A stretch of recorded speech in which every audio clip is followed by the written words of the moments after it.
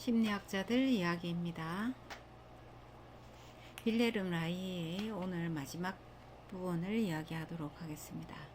라이의 심리치료 사상은 수년 뒤에 요가나 긴장 이완 이와 같은 형태로 변화되어서 나타나기도 하였습니다.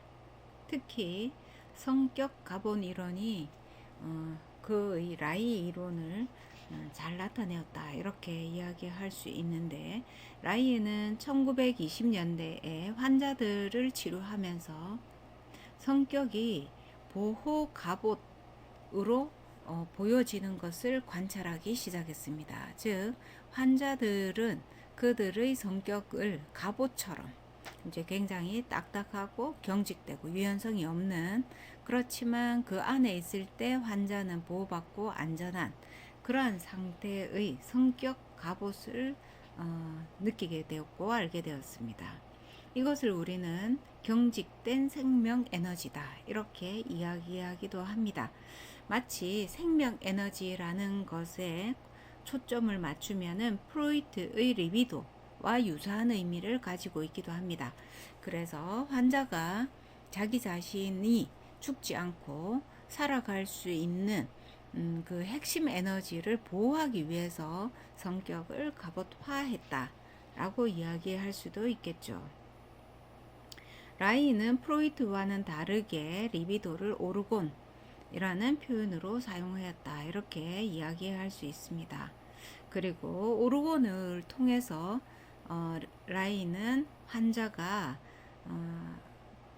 어떤 형식으로든 자기 자신을 포기하지 않고 존재하게 하고 그리고 그것을 신체적으로도 표현한다 라고 이야기하면서, 그것은 성적 이론으로 성적 행위나 성적 태도, 성적 욕구 이와 같은 방식으로 드러남을 연구하였죠.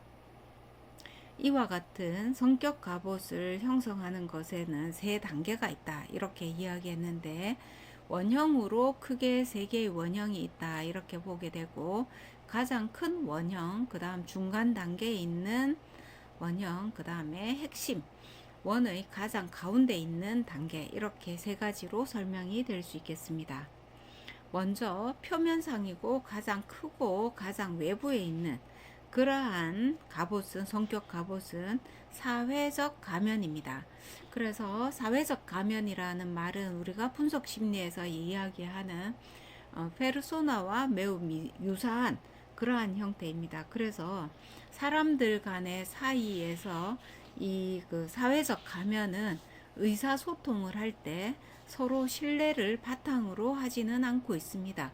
그래서 신뢰가 있든 없든지 간에 상관없이 사람들은 서로 마치 아는 사이인 것처럼 이야기를 하는 단계에 있다 이렇게 말할 수 있죠. 물건을 사러 갔을 때 가격이 얼마인가요? 라고 이야기하는 것, 길에서 부딪혔을 때 미안합니다 라고 하는 것, 엘리베이터 안에서 같은 주민을 알고 있는 안면이 있는 주민을 만났을 때 인사를 나누는 것, 학교 수업에서 선생님과 교사 간에 친밀도가 많건 작건 간에 인사를 나누는 것, 이러한 모든 관계가 우리가 가장 외부에 있는 사회적 가면 단계에 해당이 되는 거죠.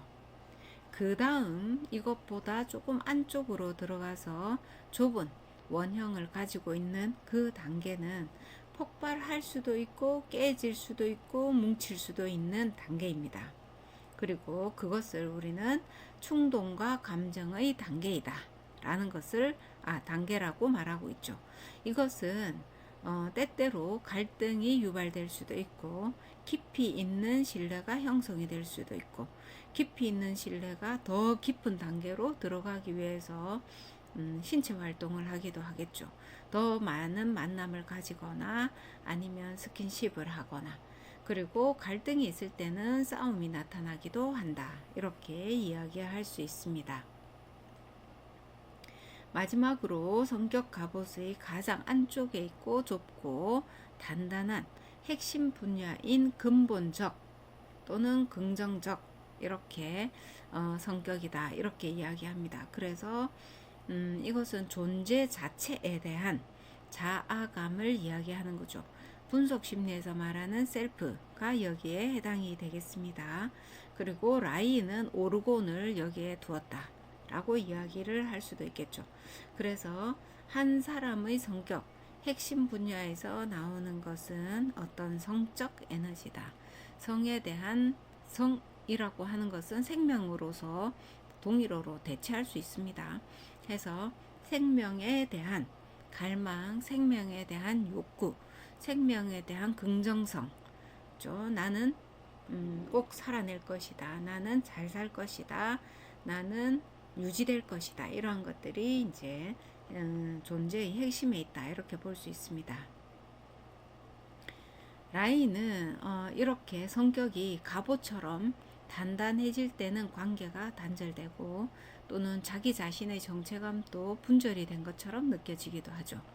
그래서 이것이 바로 어떤 문제의 형태로 질병 또는 성격 문제의 형태로 나타나는데 이러한 긴장감을 없애고 유연함을 더하기 위해서 마사지, 그 다음 안수 이러한 신체적인 치료 기법을 사용해야 된다라고 이야기를 하게 됐고 그리고 그것을 치료하기 위해서 라이가 자기들만의 기계를 만들고 그것을 또 치료하는 그 치료실을 연구실처럼 만들고 이러한 것들이 이루어졌다라고 볼 수 있습니다.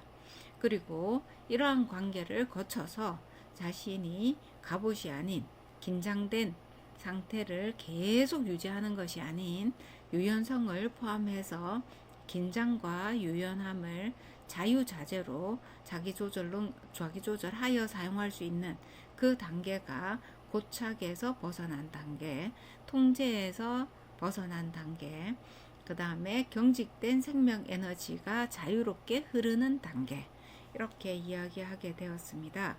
그리고 이것을 인간 성격 해방이다 라고 라이는 이야기했습니다. 즉 다시 말하면 라이는 한 사람의 치료는 정신적인 문제, 정신적 질병, 성격 문제 이와 같은 것은 신체와 상호작용한다. 즉 신체와 심리가 상호작용한다 라고 이야기하고 심리는 신체 활동으로서 치유할 수 있고 반대로 신체는 또 심리작용으로서 치유할 수 있다. 이렇게 봤을 때는 심신일원론을 주장하고 있었다라고 이야기할 수도 있겠죠. 자, 그러나 라이가 그 당시에 자기 이론에 굉장히 집착하고 과도하게 집중함으로 인해서 그 사회 문화나 그 당시 시대 사람들한테 유용하게 받아들여지지 못하고 긍정적인 관점으로서의 치료자로서 이미지가 유지되지 못했다라는 점은 매우 안타깝겠다 이렇게 이야기할 수 있겠습니다. 자, 오늘 라이의 마지막 시간이었고 라이의 에너지나 또는 생명 에너지나 이론이 매우 긍정적인 출발점을 가지고 있지만 그 치료 방법을 연구하는 라이의 과정 안에서는 어려움이 있었다라는 것을 정리하는 시간이었습니다.